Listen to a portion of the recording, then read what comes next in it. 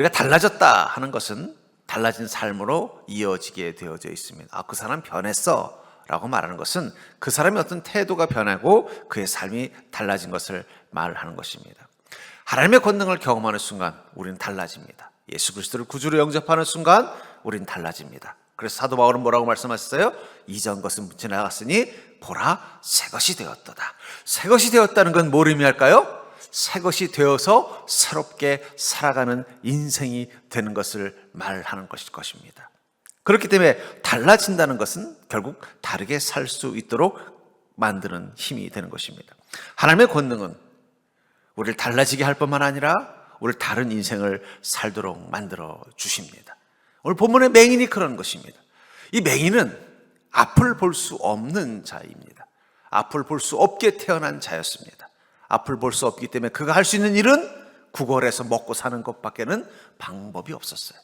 그게 그의 인생의 과거였고 현재였고 미래입니다. 그는 죽을 때까지 앞을 볼 수 없다는 이 이유 하나만으로 자기 힘으로는 온전히 살아갈 수 없고 다른 사람을 의지해야 되는, 그래서 거린으로 구걸하면서 그걸로 근근히 살아야 되는 인생이 이미 결정되어져 있었던 것입니다. 그런 그를 주님이 만나 주셨어요. 그리고 그는 달라졌습니다. 두 눈이 떠졌습니다. 두 눈이 떠지는 순간 그는 이제 다른 인생을 살 수 있게 되었습니다. 보면서 살 수 있게 됐고 이제는 거린의 운명이 아니라 하나님과 함께 새로운 미래를 만들 수 있는 인생으로 바뀌게 된 것입니다. 특별히 그는 예수 그리스도의 증인의 삶을 살게 되었습니다. 우리는 이미 예수님을 만난 사람들입니다. 예수님을 만나는 순간 우리는 달라진 자들입니다. 그러나 다르게 살고 있나요? 우리는 달라졌다는 걸 인정해요. 예수님을 만나서 우리는 새로운 피조물이 됐다고 말합니다. 우리는 거듭났다고 말해요. 우리는 예수님을 만났기 때문에 이미 변화됐다고 말해요. 그러나 그 변화는 다르게 사는 삶으로 이어질 수밖에 없는데 우리는 그렇게 다른 삶을 사느냐는 거예요. 성령의 시대, 교회를 통해 주님을 만난 이들은 다 달라졌고 그들은 다른 삶을 살게 되었습니다. 그리고 그렇게 다른 삶을 산다는 것은 그들이 달라졌다는 것을 세상에 보여주는 증인의 삶을 살게 되는 것입니다. 그런 의미에서 예수 그리스도의 구원의 권능으로 달라졌을 뿐만 아니라 다르게 사는 자가 된다는 게 무엇일까요? 전 여러분들이 이미 예수님을 만난 자, 이 맹인처럼 예수님을 만났어요. 우리 인생의 맹인 같은 모습, 죄인의 모습에서 예수님을 만났고 예수님을 만나서 우리 인생이 달라졌다면 그것이 우리 삶에 어떻게 다른 삶을 살도록 만들었는지를 알고 그것을 누리고 살 수 있는 자가 되시기를 주의 이름으로 간절히 축원합니다. 저희 집에도 정수기가 있는데 이 정수기가 한 3년마다 한 번씩 약정이 끝나잖아요. 그래서 몇 년 전에 한번 정수기를 바꿨어요. 바꿨더니 옛날 정수기하고는 다르더라고요. 사용법이 다릅니다. 물도 옛날에는 그냥 뜨거운 물만 나왔는데 온도를 맞출 수가 있더라고요. 100도, 뭐 80도, 또 뭐 75도, 45도. 그래서 필요할 때 따라서 온도를 맞춰서 합니다. 왜냐하면 정수기가 달라졌기 때문에. 정수기가 달라지니까 달라진 정수기를 가지고 어떻게 해요? 다르게 쓸 수가 있더라고요. 냉수도 있고 온수도 있고 양도 조절이 되는 거예요. 다른 것을 쓰게 되니까 다르게 사용하게 되다는 것입니다. 저는 마찬가지라고 생각해요. 우리가 예수 그리스도를 통해 달라졌다면 우리 삶도 다르게 살아갈 수 있는 능력을 이미 가지고 있는 거예요. 근데 그거를 사용하지 않으면 뭐가 되는 거예요? 바꿀 이유가 없는 거죠. 옛날처럼 그냥 온수 냉수만 찍 쓰고 뭐 이게 100도인지 90도인지도 모르고 또 반컵, 온컵, 뭐 50, 500리터 이런 달라진 걸 쓸 수 있는 마음이 없이 그냥 쓴다면은 굳이 꼭 정수기를 바꿀 필요가 있었겠습니까? 물론 공짜로 바꿔주니까 바꾸긴 했지만 달라진 것을 다르게 사용하는 것, 그게 바로 어쩌면 그 바뀐 그 물건을 대하는 바른 자세라면 우리 육신과 우리의 영혼을 주님께서 새롭게 만드셨다면 그 새롭게 만든 대로 살아가는 것, 그게 바로 어쩌면 주님이 우리를 변화시켜 주신 은혜 앞에 반응하며 사는 것입니다. 전 그렇다면은 여러분들이 달라졌을 뿐만 아니라 다르게 살 수 있는 자가 됐다는 게 무엇인지를 깨닫고 여러분들의 삶을 주님이 만들어주신 그 새로운 모습대로 살아갈 수 있는 자가 되시기를 주의 이름으로 간절히 축원합니다. 먼저 우리가 기억해야 되는 건 뭐냐면 은혜는 죄 가운데서 하나님의 권능이 임하는 거예요. 우리는 왜 달라지고 다르게 사느냐? 바로 죄 가운데서 하나님의 권능이 임해서 우리는 은혜를 받은 자로 달라졌기 때문이라는 것입니다. 2절부터 3절에 보면 제자들이 물어 이르되 랍비여, 이 사람이 맹인으로 난 것이 누구의 죄로 인함이니까? 자기니까 그의 부모이니까? 예수께서 대답하시되 이 사람이나 그 부모의 죄로 인한 것이 아니라 그에게서 하나님이 하시는 일을 나타내고자 하심이라. 이 맹인이 지나가고 있었는데 제자들이 예수님께 물은 거예요. 주님, 저 사람은 소문에 의하면 어릴 때부터 맹인으로 태어났다는데 저 맹인이 된 저 사람은 누구의 죄입니까? 부모가 죄를 져서 태어날 때부터 앞을 못 본 건가요? 아니면 그 자체가 죄인이라서 그런 인생을 살게 된 것입니까? 했더니 주님 뭐라고 말씀했어요? 그거는 그 사람이나 부모의 죄가 아니라 그에게서 하나님이 하시는 일을 나타내고자 하심이다. 맹인, 앞을 보지 못하는 자입니다. 그 당시 때 맹인이 된다는 것은 삶의 모든 능력을 박탈당한 것입니다. 그래서 그가 할 수 있는 일은 구걸해서 먹고 사는 비루한 삶밖에 없어요. 그 비루한 삶을 살 때마다 이 질문은 굳이 남이 할 필요가 없었을 것입니다. 남들이 아유 불쌍해, 부모가 무슨 죄를 졌길래 저렇게 태어났대, 아유 불쌍해, 무슨 죄를 졌길래 저런 인생을 살아, 이런 얘기 남이 하지 않더라도 본인도 스스로 늘 그 갈등 속에 있었을 거예요. 내가 무슨 죄를 지었기에 이런 고통스러운 삶을 살아야 됩니까? 아니 우리 부모는 무슨 죄를 지었길래 나를 이 고통스러운 인생으로 태어나게 했습니까? 자신의 고통의 원인을 어디서 찾아요? 자신의 죄에서, 혹은 자기에게 소중한 그 사람에 대한 죄에서 찾으려고 하는 거예요. 사람들이 보면요, 이 맹인 같은 사람들이 많아요. 자기 인생이 불행해진 것, 그것을 향해서 자꾸 원망합니다. 다른 사람 탓을 하고, 혹은 자기 자신을 자학하면서 그 어둠의 고통 속에서 벗어나고 있지 못하다는 거예요. 그 고통과 불행의 원인을 죄 때문이라는, 누구의 죄냐, 죄싸움, 원망하는 거. 그러니까 여러분, 이 원망한다는 건 결국은 이게 누구의 죄냐고 논쟁하는 거랑 똑같은 거예요. 남의 죄라고 하면 원망하는 거고, 자기 죄라고 하면은요, 그건 자포자기하고 사는 거예요. 그러니까 보면요, 불행한 사람들은요, 원망하며 살든지 혹은 자포자기하고 살더라고요. 자기 죄니까 남 원망 못하고 스스로 자기를 학대하는 게 자포자기예요. 대충 사는 거예요. 막 사는 거예요. 또 남을 원망하면요, 그 원망의 마음으로 살아가는 것입니다. 그런 그 인생을 향해 주님 뭐라고 말씀하세요? 그건 그 사람 죄도 아니고 부모의 죄도 아니라는 거예요. 뭐라고 말하고 있어요? 그에게서 하나님이 하시는 일을 나타내고자 하심이다. 근데 여기서 중요한 게 있습니다. 이 맹인이 죄인이 아니라 하나님의 영광을 위해서, 하나님의 뜻을 위해서 그렇게 된 존재가 되려면 전제 조건이 있습니다. 그것은 그가 그 절망의 자리, 앞을 볼 수 없는 그 자리에서 예수님을 만나는 경험이 있어야 된다는 거예요. 여러분 기억하시기 바랍니다. 우리는 인생의 어둠과 절망 속에서 예수님을 만났어요. 그전에는 이 어둠의 원인을 때로는 내 주변의 환경 속에서, 뭐 가족이든 또는 나에게 피해를 준 사람이든, 내가 그때 그 사람 만나서 이렇게 불행해진 거야, 원망하면서 살거나 혹은 자기 스스로를 자학하면서 자책하면서 살았던 존재예요. 그런데 예수님을 만나고 났더니 깨달은 거예요. 이것은 죄 때문이 아니라 하나님이 하시는 일을 나타내고자 하심이라. 저는 이런 생각을 해봤어요. 만약에 이 맹인이 예수를 만났는데도 두 눈을 뜨지 못했다면 그는 여전히 죄인인가요? 그는 여전히 자신의 죄 때문에 혹은 부모의 죄 때문에 두 눈을 뜨지 못한 자인가요? 아닙니다. 이제 그는 달라졌어요. 이것은 죄 때문이 아니라 나를 통해서 하나님이 영광받게 하시기 위해서입니다. 고백하는 자로 바뀌었다는 거. 여러분, 그게 바로 달라진 것입니다.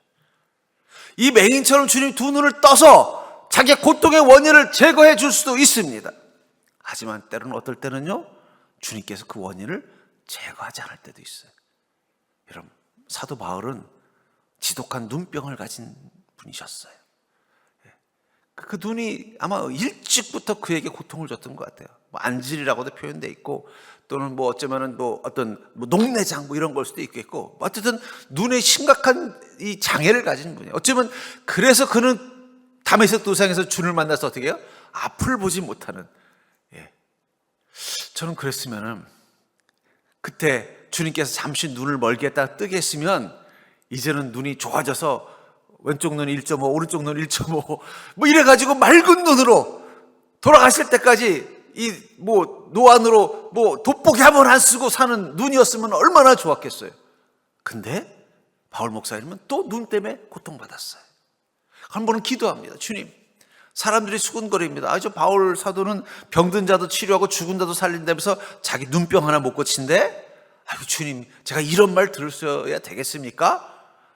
아니 죽은 자 살리시는 주님의 은혜, 거기에 보면 제 눈 하나 고치는 거예요. 뭐 그렇게 어려운 일입니까? 주님 허락해 주십시오. 그때 주님 뭐라고 말씀하셨어요? 내 은혜가 족하다. 바울 목사님이 눈병 때문에 고통받는 건 누구의 죄 때문입니까? 바울 목사님이 평소에 눈을 잘 관리 안 해서 맨날 스마트폰만 봐서 그런 건가요? 아니면 부모님이 유전자를 나쁜 걸 물려서 그런 건가요? 어쩌면 그럴 수도 있겠죠. 하지만 예수 그리스도를 만나고 나니까 그 다음에 달라진 것입니다. 내 눈은 주님이 하시는 일을 위해서입니다. 제가 다베섹 도상에서 눈이 멀었던 것, 바로 주님을 만나는 자리가 되기 위해서라는 거예요. 이 맹인이 앞을 볼 수 없었던 이 고통, 그 고통이 있었기 때문에 주님 앞에 설 수 있었던 것입니다. 그리고 주님께서 그 하실 일을 하신 것입니다. 그때부터 그에게 은혜란 건 뭐예요? 내게 있는 모든 것은 죄가 아니라 하나님의 뜻이라고 고백하는 것입니다. 여러분들, 우리가 예수님 만나서 하나님 우리 인생을 만들어 주시면 달라질 것입니다. 근데 달라졌다고 해서 전혀 다른 인생을 사는 걸까요? 예수님 만나도 여전히 우리 삶에 고통이 있을 수 있어요. 예수님 만나도 우리 인생에 고난이 있을 수 있습니다. 예수님 만나도 우리는 고단할 수 있고, 예수님 만나서 더 피곤할 수도 있어요. 금요일 저녁 얼마나 피곤하십니까? 집에 가서 그냥 푹 쉬고 싶은데 여기 와서 기도하고 찬양하고, 예수님 만났기 때문에 하는 일입니다. 오늘 아까 오는데 보니까 그냥 벌써 요즘 금요일 저녁마다 이 예배 드리러 오는 게 힘들어요. 차들이 얼마나 많은지 점점 많아지는 것 같아요. 그 사람들은 주님을 만나서 위로받기를 원하는 게 아니라 술집에 가서 친구들을 만나서 위로받기를 원하고 있는 자들입니다. 근데 우리는 이곳에서 무엇을 경험하는 거예요? 주님을 만나는 거예요. 그리고 고백하는 겁니다. 나의 나 된 것은 하나님의 은혜입니다. 전 그러면서 여러분들, 우리가 주님을 만나는 자리는 바로 이 맹인에게는 앞을 볼 수 없는 이 두 눈처럼 우리 인생의 고통과 불행 때문입니다. 그리고 주님을 만난 그 순간 주님은 그 문제를 해결해 주시기도 하지만 더 중요한 건 그 문제에 대한 해석을 바꿔주시는 거예요. 내가 내 스스로 내가 불행한 건 이 문제 때문이야, 내가 행복하지 못한 건 이 사건 때문이야, 내가 고통스러운 건 이런 일들 때문이야 라고 생각했던 내 마음이 주님을 만나고 났더니 그것 때문에 내가 하나님과 함께 할 수 있는 거야. 바울 목사 요셉이 뭐라고 말했어요? 내가 하나님을 대신하리이까 형들은 나를 헤아려 했으나 하나님은 그것을 선으로 바꾸사 이 많은 자들을 구원하게 하셨습니다. 전 그러면서 여러분들, 우리의 부족함, 우리의 연약함, 이것들을 주님께 가져올 수 있는 믿음 되기를 주의 이름으로 축복합니다. 주님이 그것을 만져주시는 그 순간, 마치 이 앞을 볼 수 없는 이 맹인의 두 눈을 만져주신 것처럼 만져주시는 그 순간 우리 눈에 우리가 떠야 되는 것은 육신의 눈만이 아니에요. 우리 영혼의 눈이 떠지는 거예요. 어떤 거예요? 내 인생이 불행한 것은 죄 때문이라는, 누구 때문이라는 이 원망과 자학에서부터 벗어나서 내 인생의 모든 고통마저도 하나님의 영광을 위해서 쓰심을 믿습니다. 여러분들이 고통스러우니까, 문제가 있으니까, 근심이 있으니까 금요일 날 오지, 그렇죠? 어떤 분이 그러더라고요. 요즘 교회가 너무 쇠퇴하고 부흥이 안 되는데, 그래서 걱정하지 말라고, 3차 세계대전이 일어나면 다 교회로 오게 돼 있다고. 잘난 척하는 사람들도 재앙이 임하면요 다 교회로 오게 돼 있습니다.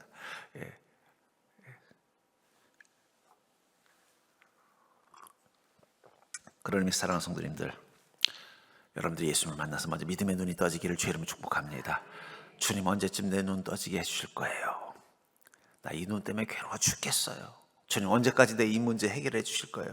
나 이 문제 때문에 괴로워 죽겠어요. 그건 아직 주님을 못 만난 거예요. 주님 만나고 나면 뭐가 돼요? 내 마음의 눈이 떠지는 거예요. 내가 이것 때문에 주님 만나서 감사합니다. 이것 때문에 힘들지만 그래서 더 주님 찾게 하셔서 감사합니다. 이 문제로 근심하지만 그래서 더 겸손하고 더 기도하게 하셔서 감사합니다. 이것도 주님의 은혜입니다. 저는 이 고백을 할 수 있는 믿음이 될 수 있기를 주의 이름으로 축복합니다. 그러면 우린 다르게 살 수 있는 거예요.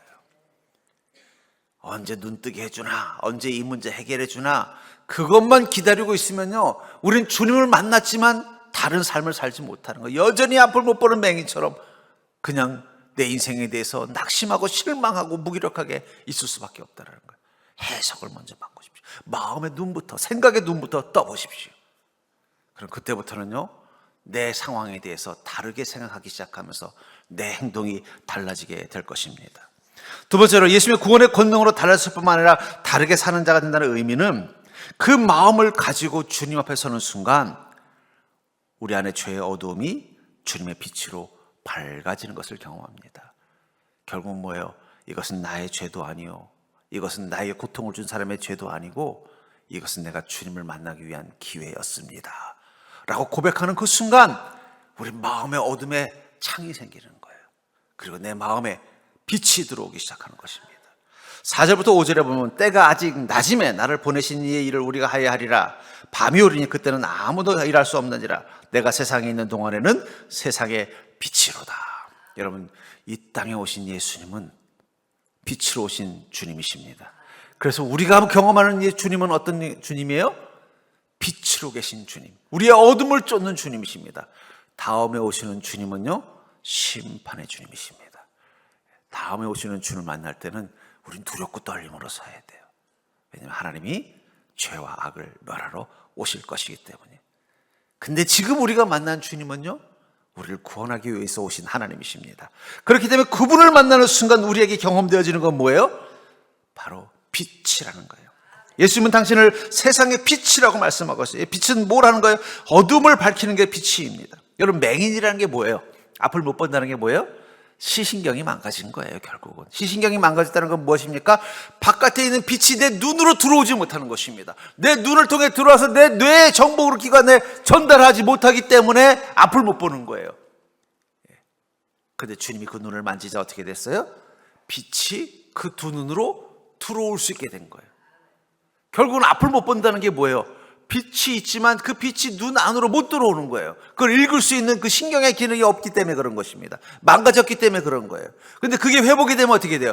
빛이 여러분들을 통해, 여러분들에게서 튀어나오는 빛이 있어요. 부딪혀서. 그 빛이 제 눈에 들어오면요, 눈 속에 들어와서 그것이 제 머릿속에서 정보를 주는 거예요. 그래서 저분은 지금 빨간 잠바에다가 또 검은 머리에다가 까만 안경, 그 빛이 주는 정보를 보기 때문에 여러분들을 보는 것입니다. 그러니까 사실은 저는 여러분들을 보는 게 아니라 빛을 보는 거예요. 제가 너무 이게 철학적으로 얘기했습니다. 그러니까 여러분들, 주님을 만나는 순간 주님이 빛이 되시는 거예요. 그러니까 제가 여러분들을 보는 게 아니라는 증거가 뭐예요? 불 꺼보면 알아요. 불 꺼면 보여요, 안 보여요? 여러분들이 안 보여요. 왜 그렇습니까? 빛이 없기 때문에. 빛이 여러분들을 비추고, 빛은 여러분들 속에 붙인 빛이 제 눈으로 들어와야만 저는 여러분들을 보고 알아볼 수 있는 거예요. 예수님은 빛이세요. 예수님이 우리를 비춰줘야만 우리는 세상을 볼 수 있고 인생을 볼 수 있고 진리를 볼 수 있는 것입니다. 그리고 그 빛으로 들어온 그 주님의 빛이 우리 안에 들어오는 순간 우리 안에 있는 어둠이 사라져버리는 거예요. 여러분, 성령님은 우리 안에 들어온 빛입니다. 예수님은, 성령님 예수 그리스도의 영이요, 그 성령이 우리 안에 들어온 빛입니다. 성령이 우리 안에 들어오면 어떻게 될까요? 우리의 어둠은 사라지는 거예요. 어둠은, 빛이 없는 게 어둠입니다. 빛이 있으면 어둠은 자연스럽게 사라지게 돼 있어요. 저는 이 봄이 주는 교훈이 있다고 생각해요. 여러분, 봄이 되면 어떤 일이 일어나요? 지금 벌써 이제 봄이 한참 지났습니다. 나무들이 싹이 나고 꽃이 피고 열매가 맺기 시작을 해요. 근데 이 겨울나무와 봄나무를 보시면 알겠지만 겨울나무와 봄나무의 차이가 뭐예요? 봄나무는, 겨울나무에서 봄나무는 야, 이제 봄이 왔네, 슬슬 몸 풀어야지 하면서 뭐 몸을 풀입니까? 아니면 뭐 이제부터 열매를 맺으려면 영양을 좀 보충해야지 합니까? 아무것도 안 하고 있어요. 여러분들, 그냥 나무는 그냥 그대로 있는 거예요. 겨울에는 겨울나무로, 봄에는 봄의 나무로 그냥 있는 거예요. 근데 뭐가 달라졌어요? 빛이 달라졌어요. 봄빛이 내립니다. 봄볕이 임합니다. 그럼 그때부터 어떻게 돼요? 나무는 깨어나기 시작하는 거예요. 빛이 임하니까 아무것도 없는 것처럼, 죽은 것처럼 느껴졌던 앙상한 겨울나무들이 이젠 다시 살아나기 시작하는 거예요. 싹이 나고 꽃이 피고 열매가 맺습니다. 겉으로 보기에는 달라진 게 없는데 봄볕이 임하니까 달라지는 거예요. 여러분들, 이 우주 만물은요, 자기를 위해서 뭘 하는 게 아닙니다.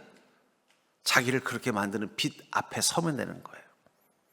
그걸 에너지라고 하는 거예요. 에너지는 그 안에 있는 게 아닙니다. 에너지가 들어와서 그 안에 머물면 변하는 거예요. 우리도 어떻습니까?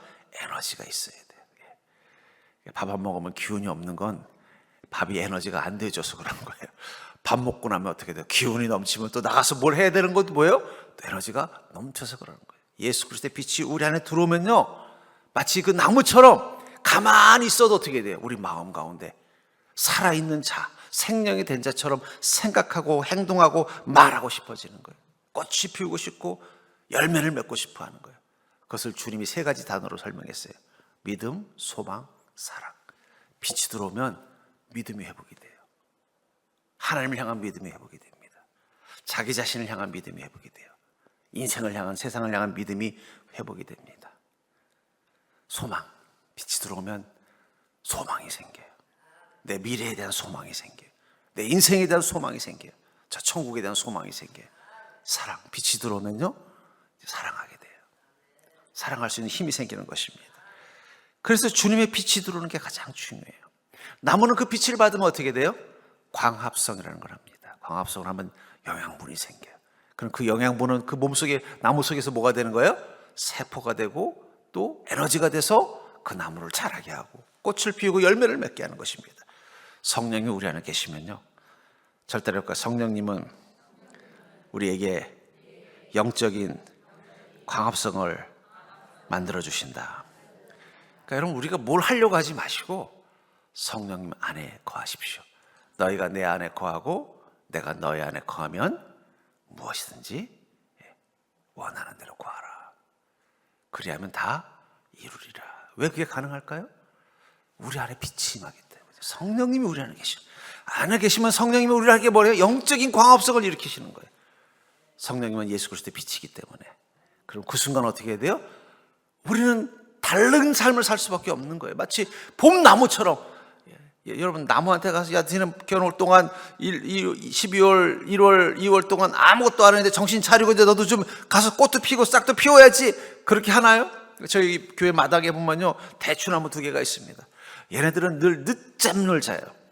아니라 올 봄에도 딴 놈들은 열심히 싹이 나는데 그 놈들은 영적이 앙상하더라고요. 그래서 죽었나 그랬더니 한 며칠 지났더니 싹이 조금 나더라고요. 이놈이 좀 느리구나. 그래서 가을 되면 다 대추가 열립니다. 왜냐하면 그들에게도 뭐가 임했기 때문이에요? 빛이 임했기 때문에. 그러니까 우리는 주님 앞에서 뭘 하려고 하지 말고 주님 안에 거하려고 하십시오. 내 마음속에 주님의 빛을, 성령님을 내 안에 가만히 모시고. 저는 가끔 이 생각이 들어요. 여러분, 우리가 주님을 더 잘 느끼려면 방법이 뭘까요? 한번 눈을 감아보세요. 옆 사람이 있는 게 보여요, 안 보여요? 그래도 있는 게 느껴져요, 안 느껴져요? 눈 감았더니 옆 사람은 사라졌나요? 눈 떠보십시오. 아이들은 그렇게 생각합니다. 아기들은 눈 감으면요, 옆에 있는 게 다 사라졌다고 생각해요. 그래서 아기들 깍꿍놀이가 뭐냐? 아이들이 깍꿍놀이 하면 막 웃는 거는 사실은 깜짝 놀라서 그런 거예요.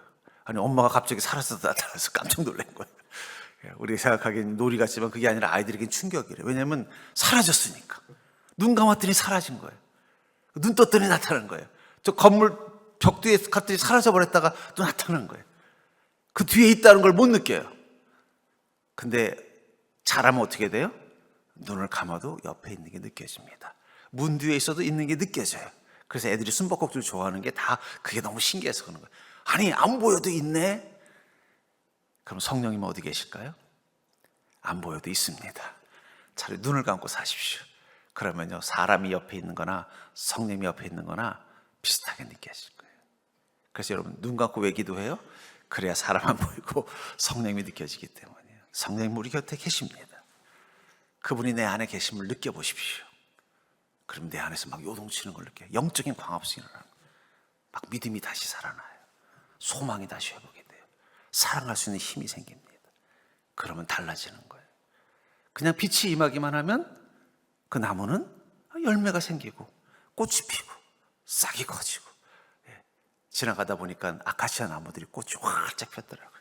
저도 어릴 적에 동네에서 애들이랑 야구하다가 배고프면 이맘때 아카시아 나무 꽃 따가지고 후각후각 씹어 먹던 생각이 나더라고요. 그 피우려고 애를 쓴 아무것도 농부도 없었어요. 그 꽃을 키우려고 애를 쓴 어떤 것도 없었어요. 그냥 봄볕이, 5월에 봄볕이 임하니까 꽃이 예쁘고 달게 폈더라고요. 여러분들이 그런 존재입니다. 그렇기 때문에 여러분들, 우리에게 필요한 건 뭘까요? 시편 60편 1절에 보니까 나의 영혼이 잠잠히 하나님만 바라며 나의 구원이 그에게서 나오는도다. 우린 자꾸 뭔가 나를 달라지게 하기 위해서 뭘 해야 된다고 생각해요. 아니요. 우리를 달라지게 하는 것은 주님이십니다. 우리가 할 수 있는 일은 뭐예요? 하나님을 바라볼 수 있는 믿음만 가지면 돼요. 우리의 조급함을 좀 내려놓으십시오. 내가 잠잠히 하나님 앞에 서겠습니다. 내 안에 성령님이 가득하도록 주님 앞에 모든 것을 열어놓겠습니다. 그 순간 성령님이 우리 안에 들어오셔서 우리를 붙잡아 주시기 시작하면 그때부터 우리는 달라졌을 뿐만 아니라 다르게 살 수 있는 능력과 힘을 가진 자가 되는 것입니다. 전 여러분들이 그 죄의 어둠이 하늘 예수님의 빛으로 밝아지는 것을 경험할 수 있기를 주의 이름으로 축복합니다. 그렇게 주님의 빛이 우리 가운데 거하게 돼서 주님의 은혜가 우리 가운데 임했을 때 그 은혜의 완성은 바로 우리가 사명의 시간을 사는 자로 달라지는 것입니다. 6절부터 7절을 보시면 이 말씀을 하시고 땅에 침을 뱉어 진흙을 이겨 그의 눈에 바르시고 이르시되 실로암 못에 가서 씻으라 하시니 실로암은 번역하면 보냄을 받았다는 뜻이라. 이에 가서 씻고 밝은 눈으로 왔더라. 예수님께서는 그의 눈을 침을 뱉어서 진흙을 겨서 바르셨어요. 되게 복잡하게 하셨어요. 저는 다른 사람들은 그냥 일어나 걸어라, 달리다곰 해라, 뭐 눈 떠라 뭐 이렇게 말씀하셨는데 이 맹인에게는요 진흙을 이기고 왜 그랬을까 생각해 보면요 뒤에 답이 있어요. 뭐라고 말씀하셨어요? 너 실로암 못에 가서 두 눈을 씻어라. 씻었더니 밝은 눈으로 왔다라고 말하고. 그 왜 실로암 가서 씻으라고 했을까요? 이름이 뭐라고? 실로암의 뜻이 뭐라고요? 보냄을 받았다. 이 군대 가면요 예수 안 믿는 이 군인들도 아는 찬양이 하나 있습니다. 바로 실로암입니다. 어두운 밤에 캄캄한 마음의 새벽을 찾아 떠난다. 저도 90년대 군대 갔더니 훈련소에서 이 노래를 찬양을 하더라고요. 막 행군하면서 우리가 4박자 박자도 잘 맞는 거예요. 그래서 그때 막 은혜를 많이 받았어요.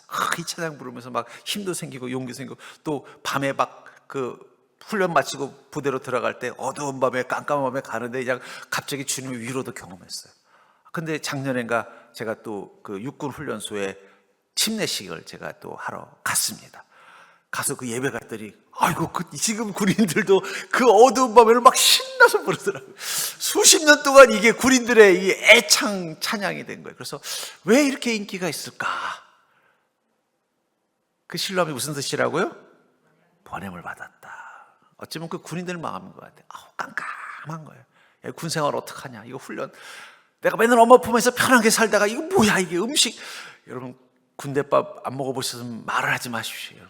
여러분 집밥하고 이 군대밥은요 전혀 다른 음식입니다. 이거 풀 냄새도 나고 무슨 물풀 같은 냄새도 나고 참 그래도 그게 없어서 못 먹을 정도로 될 때까지 깜깜한 거예요. 어떻게 군생활 하나? 마치 그 맹인처럼 하루하루 깜깜한 눈 뜨고 사는 인생처럼. 근데 이 실로암은 뭐라 그랬어요? 보냄을 받은 것이다. 너는 이 어둠에 온 게 아니라 나의 보냄을 받은 것이다. 그 실로암의 메시지가 그 찬양을 좋아하게 만드는 것 같아요. 넌 지금 이 군생활에는 깜깜하고 어두운 곳을 향해 가는 게 아니라 나의 보냄을 받은 곳으로 가는 거야. 어쩌면 이 맹인, 아까도 말했잖아요. 누구의 죄입니까? 네가 맹인으로 이 땅 가운데 태어난 것은 나의 보냄을 받은 것이라는 사실을 깨닫게 된 거예요.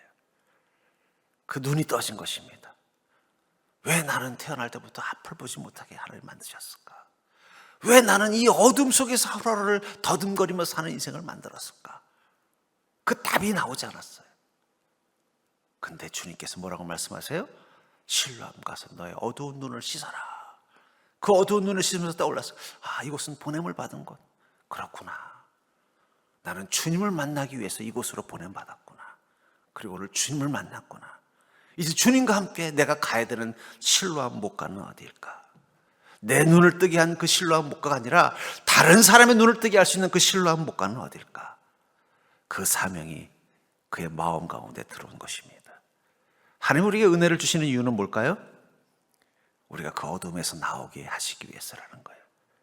그 어둠에서 나와서 나만 어둠 없는 삶이 아니라 세상의 어둠 속에 있는 사람들에게 빛을 줄 수 있는 실로암 목가로 그들을 데려가는 자가 되게 하시기 위해서 우리를 부르신 것입니다. 어쩌면 8절부터 11절을 보면은 그 뒤에 이웃 사람들과 전에 그가 거린인 것을 보았던 사람들이 이르되 이는 앉아서 구걸하던 자가 아니냐. 어떤 사람은 그 사람이라 하며 어떤 사람은 아니라 그와 비슷하다 하거늘 자기 말은 내가 그라 하니 그들이 묻되 그러면 내 눈이 어떻게 떠졌느냐. 대답하되 예수라 하는 그 사람의 진흙을 이겨 내 눈에 바르고 나더러 실로암에 가서 씻으라 하기에 가서 씻었더니 보게 되었노라. 어쩌면 그는 왜 주님께서 내 눈을 떠게 해주셨고 또 이 진흙으로 이기시고 이 실로암 가서 눈을 씻은 다음에 그 눈을 뜨게 하셨을까? 답을 못 찾았는지도 몰라요. 근데 지나가던 사람들이 그러는 거야. 야, 너잖아. 너 우리 옆집에 사는 그 안 못 보는 애 너잖아. 야, 너 구걸하던 애 너잖아. 너 어떻게 된 거야? 그랬더니 뭐라고 말해요? 내가 예수님이라는 분을 만나서 내 두 눈이 떠졌어요. 자기가 증인이 되고 싶었던 게 아니에요. 내가 눈을 뜨게 되니까 사람들이 다 놀라서 물어보는 거예요. 너 어떻게 된 거야? 너 어떻게 달라졌니? 너 어떻게 다른 인생이 됐니? 그 순간 그는 다른 자가 될 수밖에 없어요. 그 전에 사람들 만날 때마다 어떻게 돼요? 나 좀 도와주세요. 나 좀 붙잡아 주세요. 나 저 구걸하러 가야 되는데 나 길까지만 좀 데려다 주세요.